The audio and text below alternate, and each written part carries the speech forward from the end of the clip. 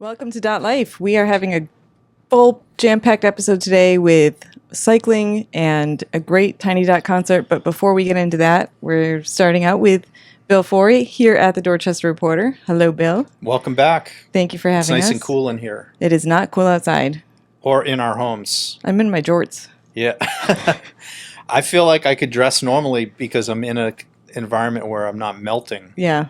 This office is like a pleasant 70 degrees, and that's not been the case anywhere in my home for the last, same. I don't know, 80 hours. It's been brutal. My dog gets really mad when I hose him down, but he's panting constantly, so I just keep hosing him down, and he's getting angrier and angrier. I feel bad for him. Yeah, same. But I feel bad for all of us. I mean, this has been a pretty brutal heat wave and heat emergency in the city of Boston. So we're almost at the end of it. That's what they told us. It's early in the year. Yeah, we're still in June. We might do this again this summer. And I hope not, because we do not have central air conditioning on Richmond Street, and I deeply, deeply regret that decision. What's your, my decision? I do it because I'm anti. I think it's bad. What's your? Just, I own a newspaper and I have 2 kids in college, so that's pretty much it. So we're going to suffer through whatever, the summer throws us, and we got a hose too. So just like your dog, we have alternatives. I was out in the yard later than usual last night, just hosing anything that looked like it might need it, including everything that was alive outside in our yard. I watered the garden at 11 o'clock last night. There you go. It was lovely. And it helps cool the house down a little bit, but not much. No. And right now, for whatever reason, we can only run 2. We do have window units, so we can only run 2 at a time, though. So there's always one bedroom that is not getting any relief. And put John in there.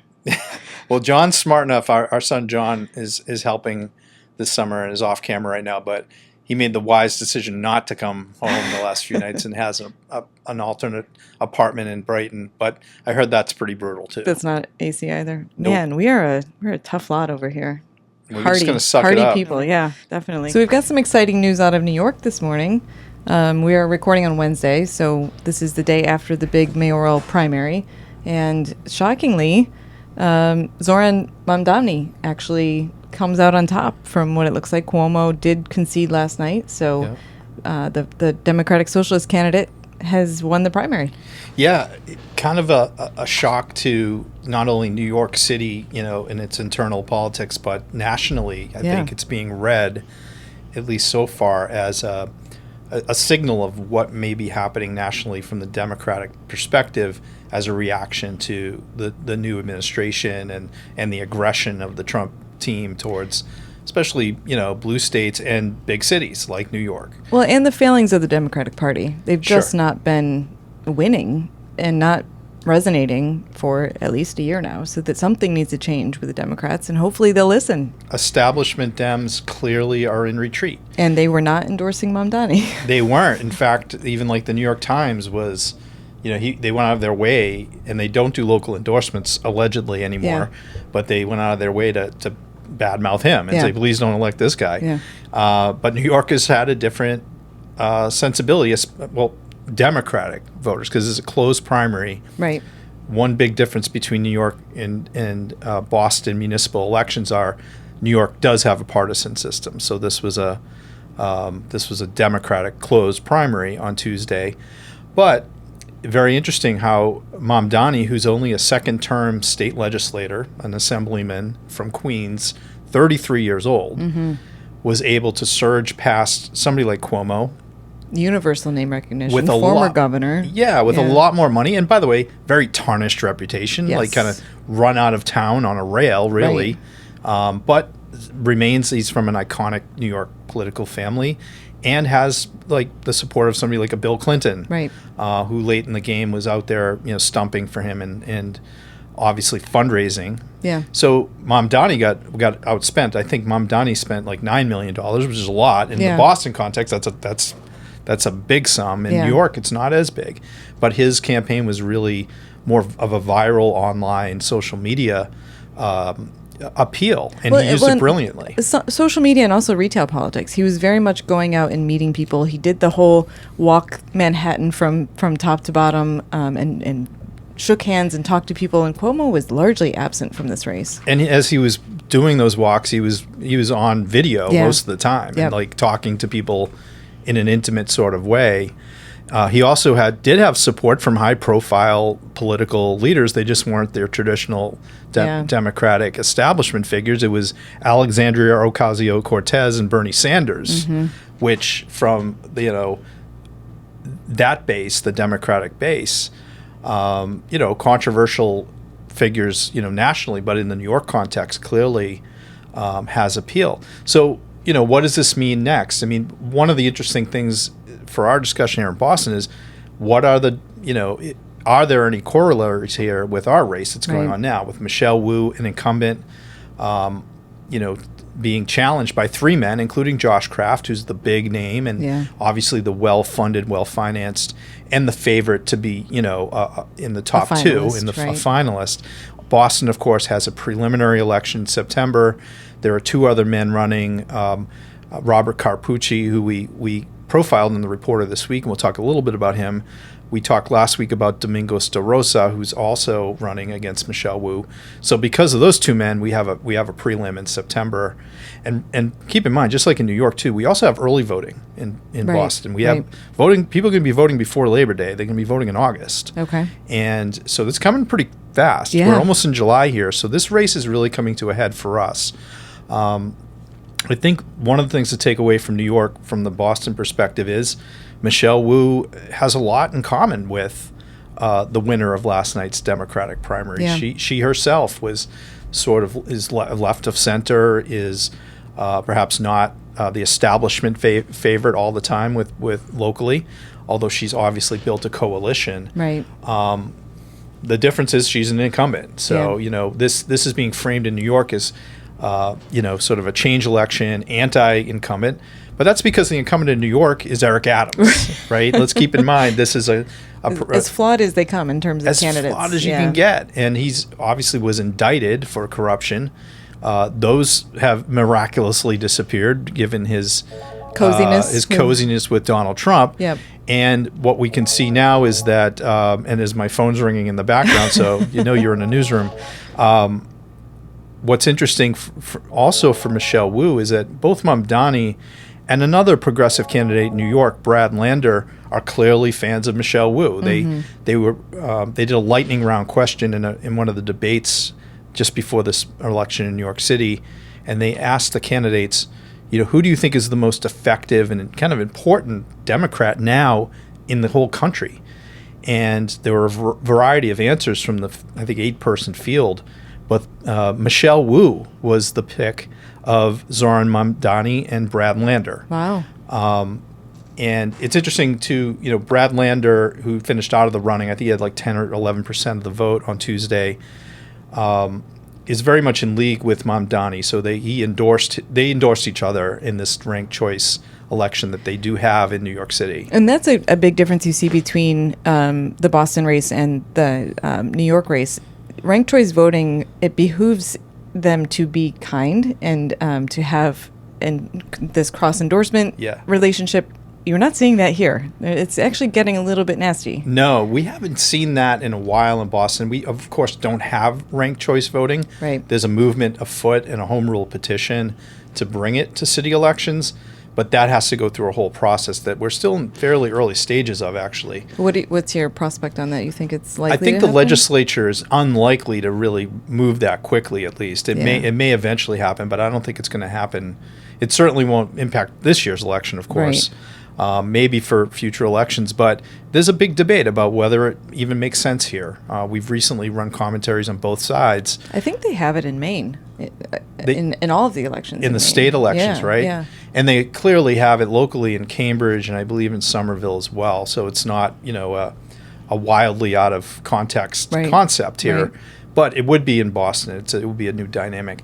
People do, point to the at-large race here, which, we obviously have 4 votes to split among however many candidates. This year we happen to have 9 at-large candidates in the prelim.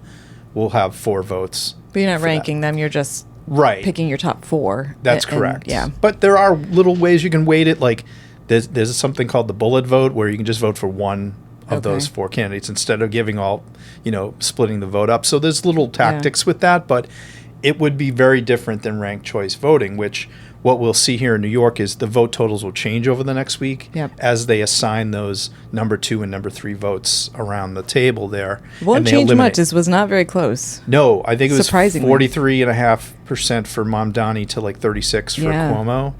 And Cuomo did, he gave a gracious speech from what we've heard. But this contest is not over, and the Eric Adams dynamic is fascinating. He's going to run as an independent. He's the incumbent mayor, but has a huge cloud over his head, is sort of, in, if not lockstep, in league with the Trump agenda. When you get indictments dropped, that tends to happen. Yeah, he has every reason in the world, I guess, to flip. Yeah. Here in Boston, it's going to be a different race, but what isn't different is that it's getting rather testy and pretty quickly, and part of it is the super PAC money that's entered this Boston race now. What we've seen just in the last few weeks, and people watching us on YouTube here have no doubt seen the advertisements on both sides. The super PAC that's right-leaning and has a fair amount of crossover donor support from the same people who support Trump. Have raised over $3 million for the PAC that's really backing Josh Kraft and going after Mayor Wu. And they're spending a lot of that money right now on the airwaves, especially on social media platforms like YouTube. And they're really going after her on things like White Stadium and bike lanes and the things that are controversial and an issue in the city. Affordability, too, which is something that was big in the New York race. Mamdani very much focused in on just pocketbook issues, as they say. I never understood that phrase. I don't have a pocketbook. I don't have one either, shockingly. I think the other super PAC that's active for Mayor Wu has raised something on the order of $1 million and is also spending that. There's attack ads that are up and running now about that issue, about the Trump donors also giving to the super PAC that's backing Josh Kraft. So this race is really forming. It is fundamentally a 2-person race, obviously. I did want to mention, because we wrote a profile and published it this week about Robert Capucci, who I think it's interesting. Like, why is an 80-year-old guy from East Boston who really hasn't won any elections recently running for mayor? Again, this is his 4th time running for mayor. He got the 3,000 signatures, so he's on the ballot. But why is he doing it? So we had a young reporter, Lucas de Oliveira, who's a Boston University student, one of a few who have been working with us this year. Oh, that's cool. To go out. He also did a great profile last week, I thought, on Domingos de Rosa. But Mr. Capucci's interesting because he's living in East Boston. He's clearly a Republican, right-leaning, favors what Trump is doing, he's told us, on immigration matters, and is not happy with Mayor Wu's policies on a number of things, including, mass and caste, which Domingos de Rosa also brings up as a key issue. And so does Josh Kraft. So there's 3 people who are pretty sharply critiquing her on a variety of things, and yet Kraft is clearly the one with the best chance to win. I think it's interesting though what motivates people like Robert Capucci. We asked him, and he did. What I found interesting in this story was he did win 2 elections in the 1980s for Boston School Committee, and he served 2 terms on the Boston School Committee until that body was changed entirely to appointments, which to an appointed school committee. So there's no more elected positions on that. And his father was an elected official, right? Yeah, and I didn't know that either. His dad was a state representative from East Boston, and apparently told young Robert Capucci that, listen, son, you're not cut out for this political stuff. And he obviously didn't listen. He sort of chuckles about that. And says, look, I'm not a quitter, and I believe in what I believe. I want to run, and people can quarrel whether that's a sensible thing to do or not. But in this instance, if it's not for Robert Capucci and Domingos de Rosa, we don't have a prelim. Is that important? I mean, I know, I see you shaking your head. So you're like, I'm not shaking my head. I'm turning my head. I'm not sure, because I feel like that's one of the benefits of ranked choice is that you kind of get the prelim baked in, right? So it is going to cost us more money to run multiple elections if we, right? Clearly, there'd be costs involved. I think we were going to have a prelim anyways, so the ballots would have to be made and go out to all those precincts. Just not for mayor. Because for prelim, Right. I mean for the city council at large. Okay. So it's not all their fault. Yeah. If you're annoyed because it's a prelim, it's not just Bob Capucci and Domingos DeRosa to be annoyed with. There's 9 people running for city council, so you'd be pissed off. Okay, I'm mad at them too. No, I mean, frankly, I don't really care, but I understand the pushback on that. Yeah, I think strategically though, it does change things. Like for a Josh Kraft or a Michelle Wu, like it changes their timing. Yep. Absolutely, and how they spend and like what their messaging might be and when, like you said. So it does change the dynamics a little bit. So anyways, we'll see what happens. Another political note to make, and I think you want to talk about other things in the Reporter and elsewhere. This is the last week on the Boston City Council for Tanya Fernandez-Anderson, who is officially stepping down on July 4th. And then she's actually going to be sentenced for her federal convictions later in July. But she sent out word last week that she would, be true to her word and step down. There was some question, right, whether she would actually honor that. Right, yeah. I'm glad she did. A couple of months ago, she said she would, and then it got delayed and delayed. There was some pressure from her colleagues to get it done, and for a variety of reasons. One is about a special election, because if she had resigned a month ago, people would be pissed off that there's a special in August, right? And why are we doing that? And so I do think there was a fiscal, reason to, a responsibly fiscal reason to not do that. Yeah. And I think probably that was the right move.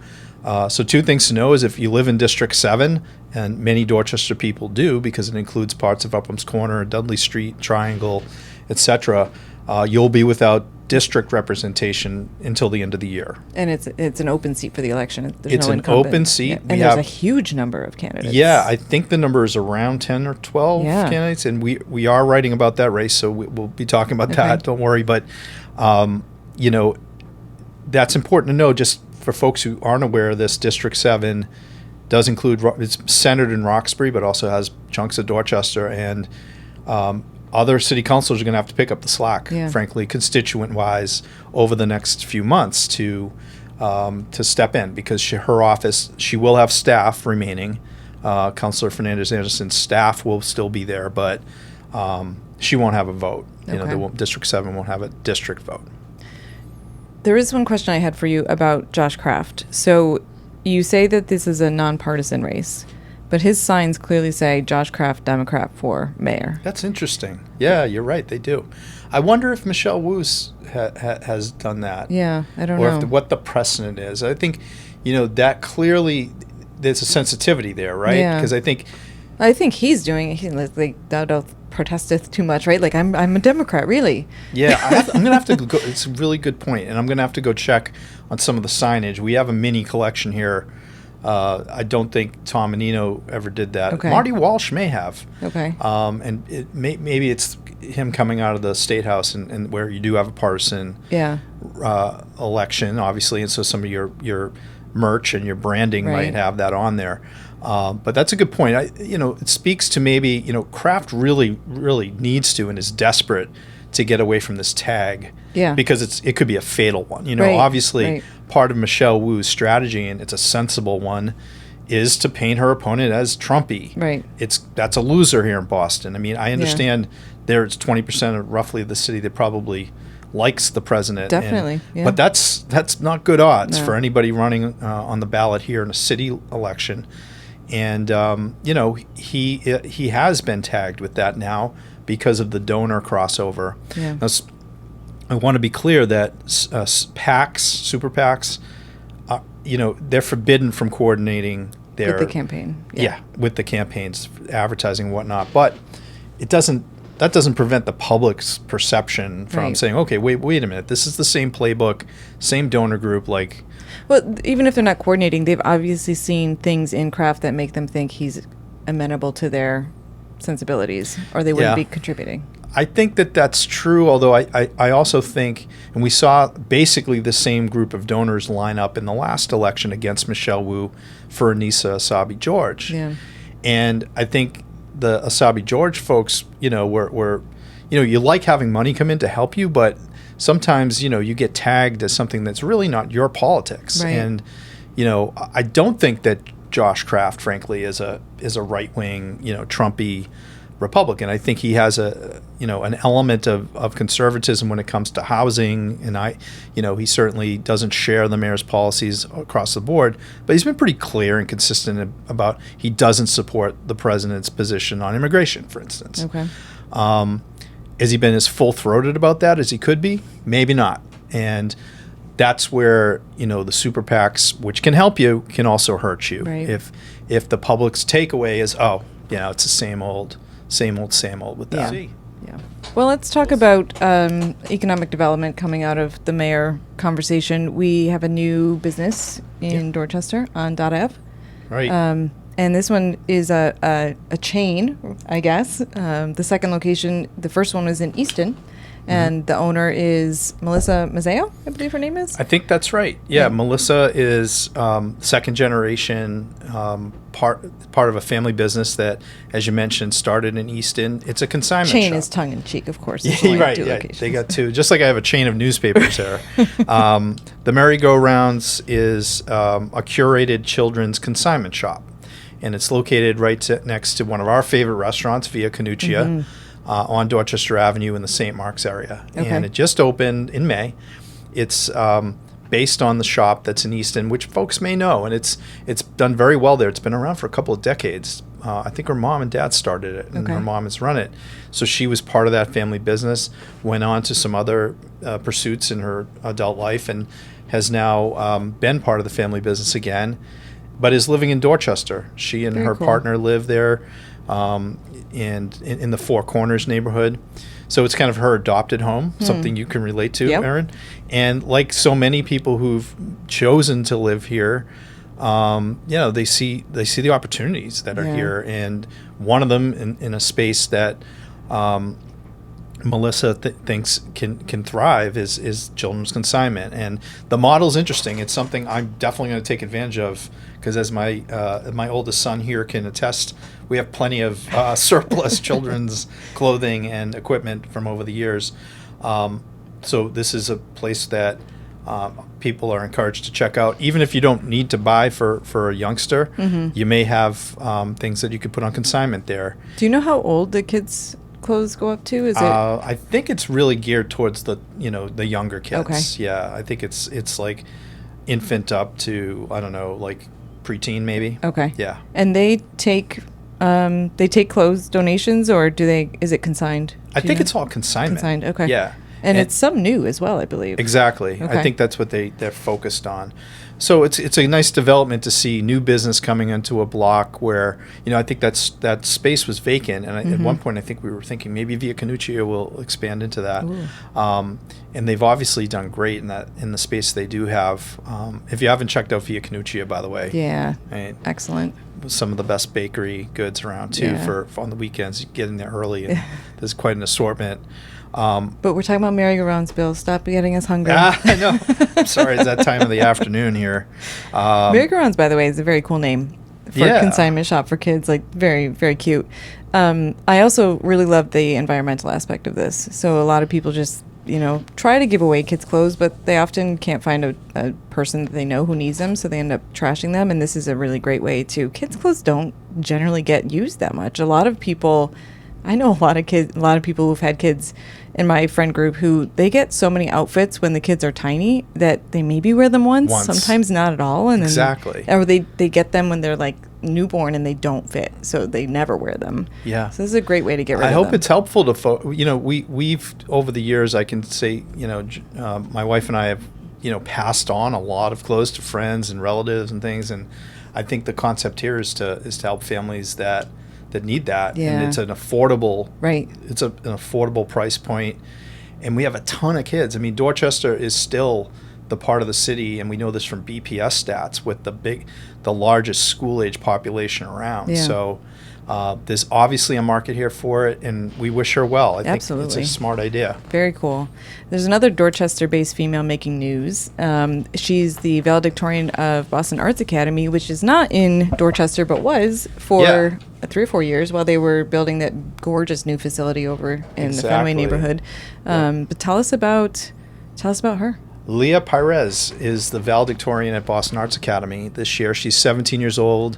Grew up in Dorchester and has, I think, Cape Verdean heritage. Okay. She has been a dancer at some level or another since she was 2 years old. So she's got real skill. And her dream, she told us this week, when she was in 8th grade, she wrote down, I'm going to, be an Alvin Ailey dancer someday.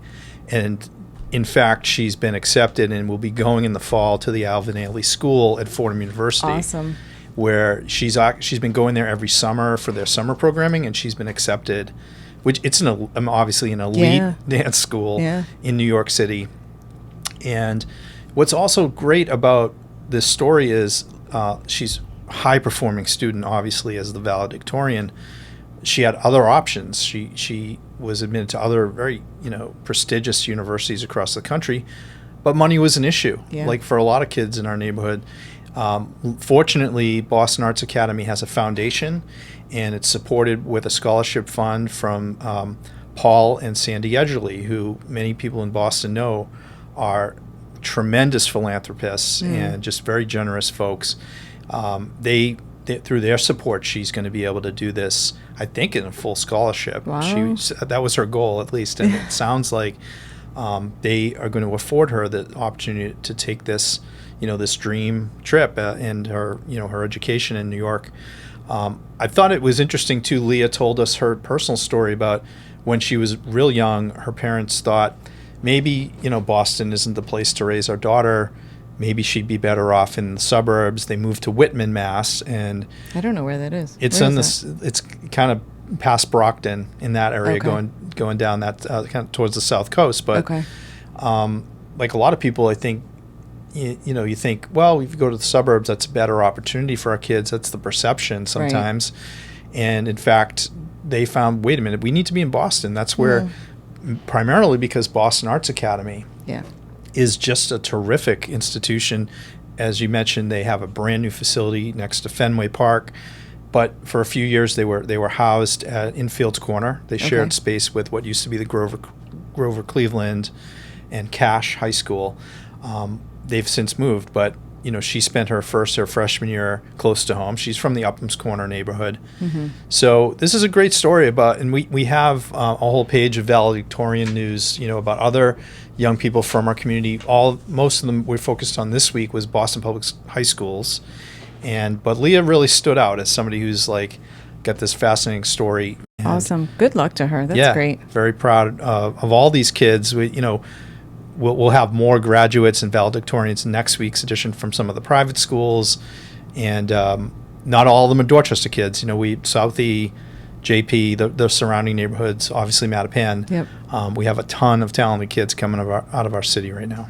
Speaking of schools, there's an extensive story in the Reporter about the exam schools, which we talked about quite a bit last week, but there's a little bit more of a nuance here about what's going on at the federal government level with DE&I programs and how that's a bad word and a bad concept, and how that might add more nuance or add a little more monkey wrench to the works about this exam policy. Yeah, and part of it's, the whims of this administration and the Department of Education and how that's, they can clearly decide where they're going to target their challenges legally. Boston's a likely target. Yeah. And in part because there's already been resistance here from parents and people, including, national think tanks that are focused on education, that claim that Boston's policy right now is discriminatory against white and Asian students specifically. Yeah.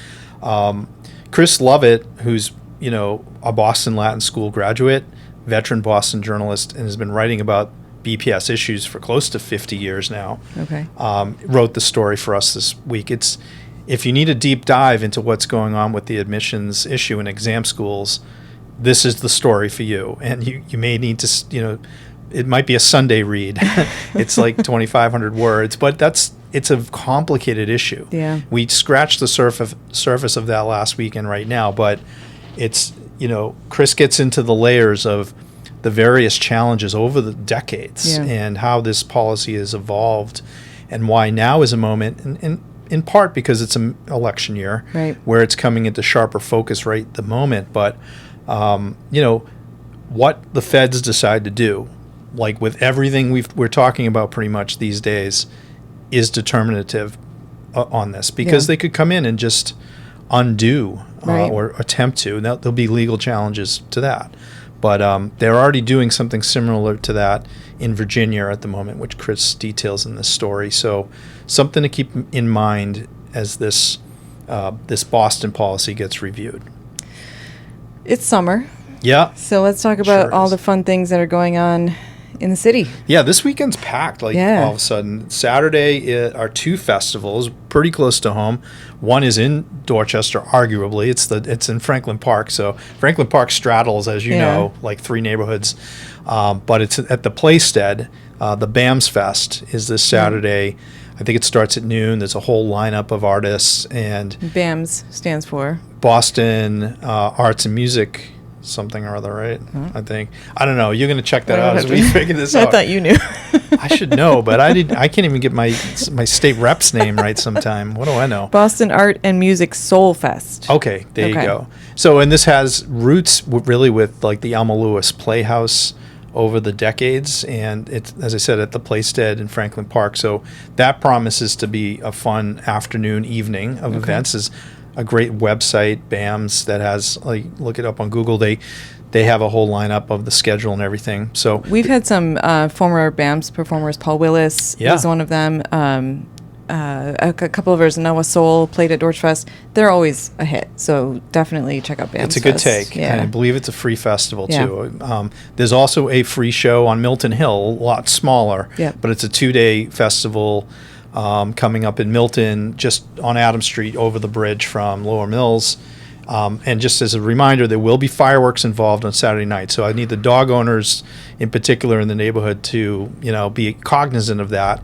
It is a fun evening. And then Sunday is an all-day like Celtic music festival at the same location, Hutchinson's Field on the top of Milton Hill.